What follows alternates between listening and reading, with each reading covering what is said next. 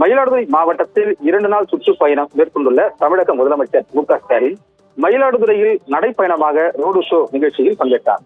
மாவட்ட நிர்வாகம் சார்பில் செண்டை மேளம், பறை இசை ஆட்டம், பொய்க்கால் குதிரை, கரகாட்டத்துடன் பல்வேறு இடங்களில் முதலமைச்சருக்கு உற்சாக வரவேற்பு அளிக்கப்பட்டது.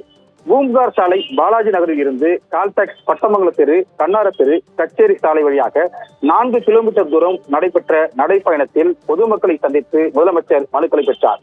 அப்போது திடீரென்று மழை பெய்ய ஆரம்பித்தது.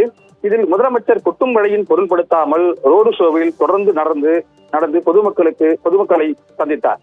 தொடர்ந்து கச்சேரி சாலையில் உள்ள புதுப்பிக்கப்பட்ட அண்ணா பகுத்தறிவு மன்றத்தில் 8.5 அடி உயரமுள்ள முன்னாள் முதலமைச்சர் மு. கருணாநிதியின் வெண்கல சிலையையும், புதுப்பிக்கப்பட்ட கட்சி அலுவலகத்தை திறந்து வைத்து 68 அடி உயரம் கொடி கம்பத்தில் கட்சி கொடியை முதலமைச்சர் ஏற்றி வைத்தார்.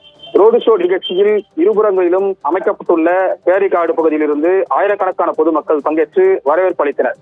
திருச்சி ஐஜி ஜோஷி நிர்மல் குமார் 1900க்கும் மேற்பட்ட போலீசார் பாதுகாப்பு பணியில் ஈடுபட்டனர். ஆனந்தி.